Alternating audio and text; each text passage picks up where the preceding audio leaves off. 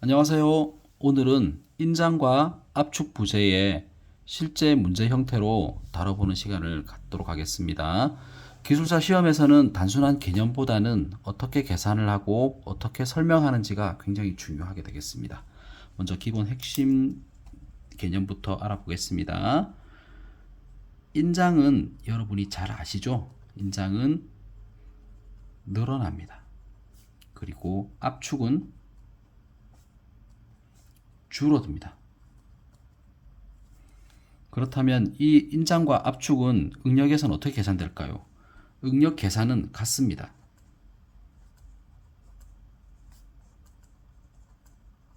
방식은 같습니다. 하지만 거동은 다릅니다. 이거 잘 기억하셔야 됩니다. 거동이 다릅니다. 자, 실제 문제 한번 보겠습니다. 1번입니다. 단면적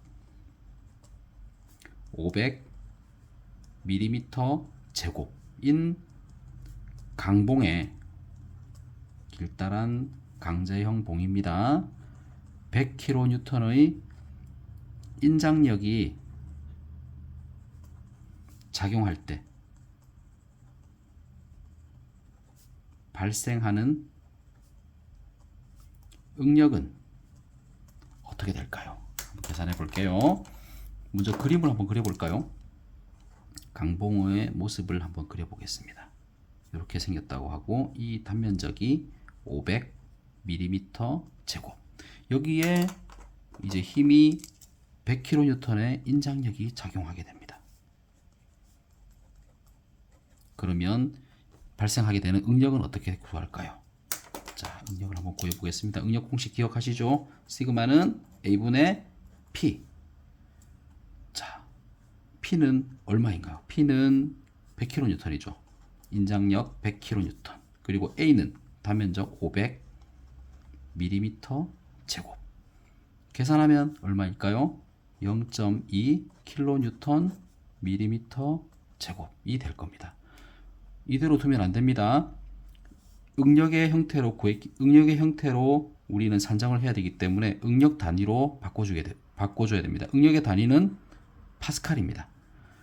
자, 그러면 이거는 킬로뉴턴을 뉴턴으로 바꾸겠습니다. 그러면 킬로가 10의 3승이죠. 그래서 200 뉴턴 퍼 밀리미터 제곱이 됩니다.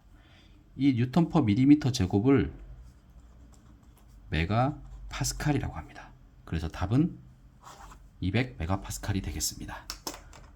계산 안 어렵죠? 되게 쉽습니다. 자, 두 번째 문제 한번 볼게요. 두 번째 문제는 단면적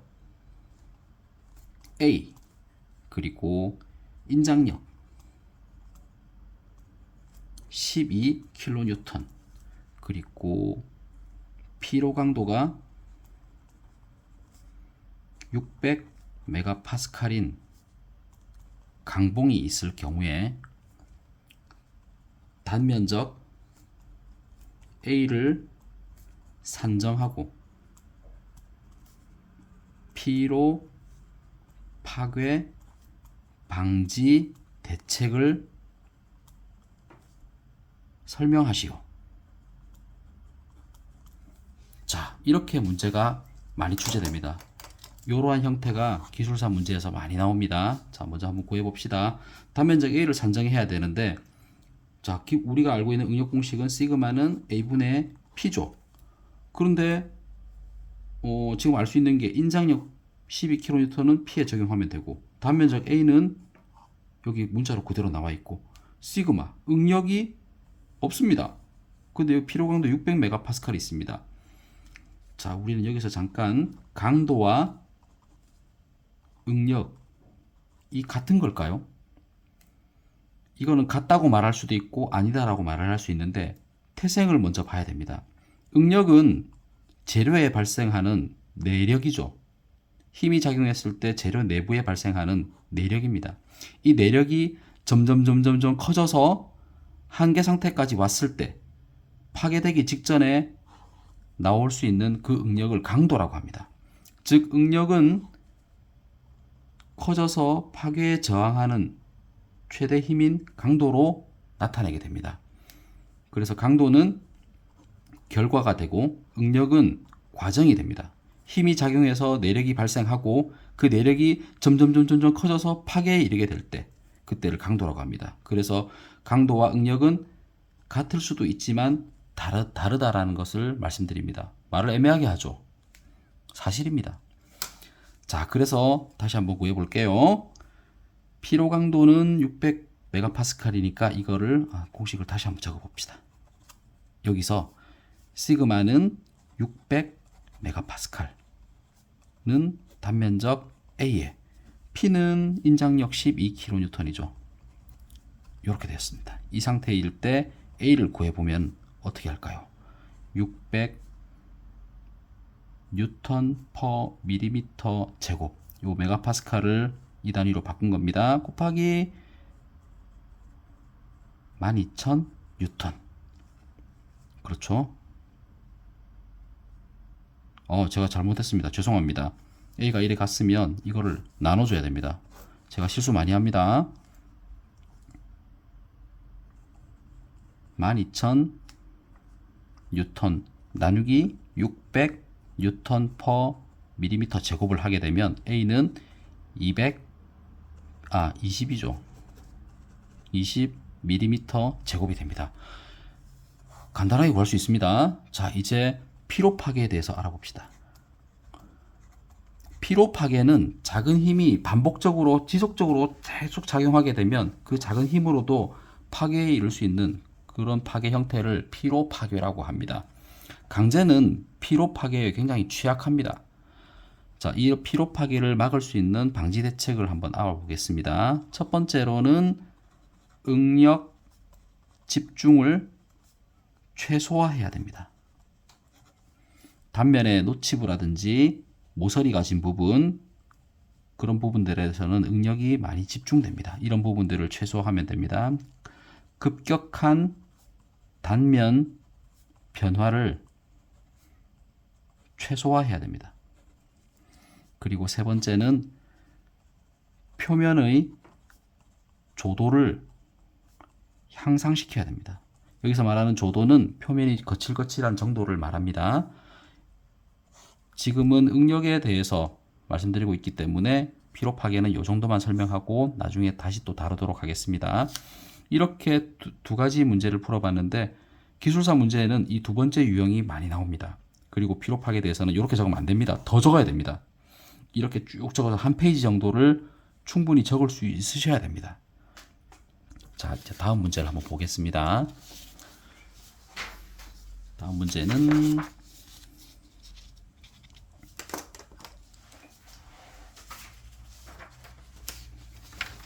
어디 갔노? 자, 3번 문제는 인장 부재와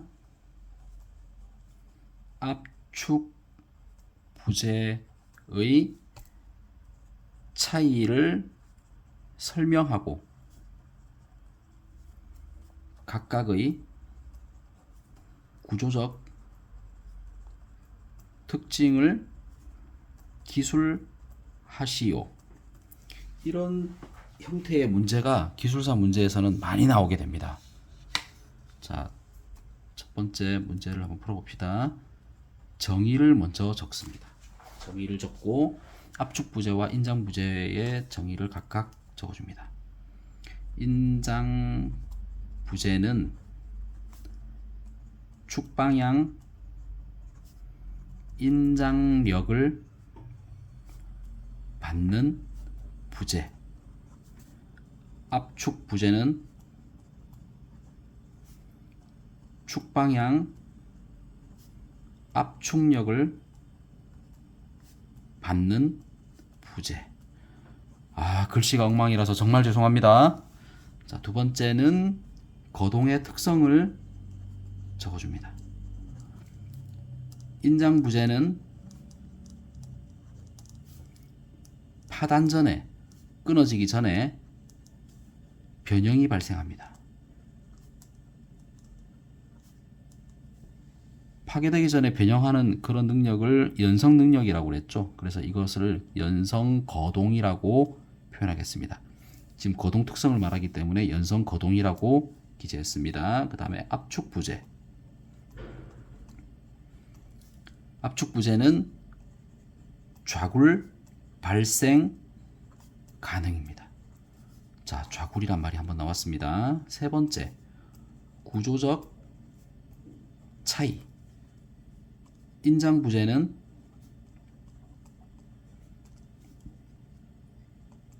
재료의 강도를 지배하는 힘이 되겠습니다. 그리고 압축 부재는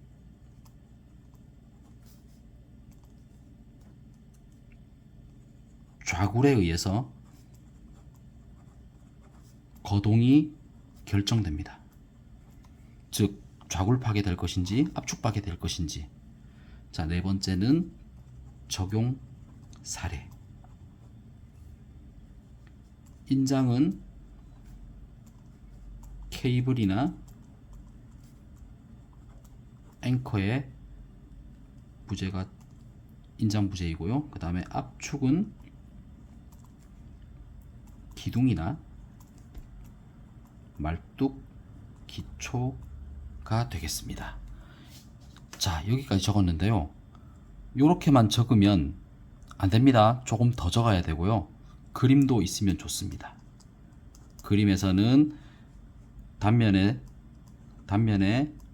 부재를 직접 그려서 인장이나 압축을 하는 그런 모습들, 그리고 거동했을 때 늘어나거나 줄어드는 모습들, 그리고 좌굴에 되는 그런 형상들을 같이 표현해 주면 좋습니다. 여기서 중요한 포인트들을 몇 개 좀 짚어 보겠습니다. 자, 우리 인장 같은 경우에는 인장은 파단 전에 변형이 발생해서 연성 거동을 한다고 했죠. 이게 좀 중요한 포인트가 되겠습니다. 인장은 파단 전 연성 거동. 자, 압축 부재는 지금 좌굴 얘기 나왔고요. 또 좌굴 얘기 나왔습니다. 좌굴을 반드시 고려해야 됩니다.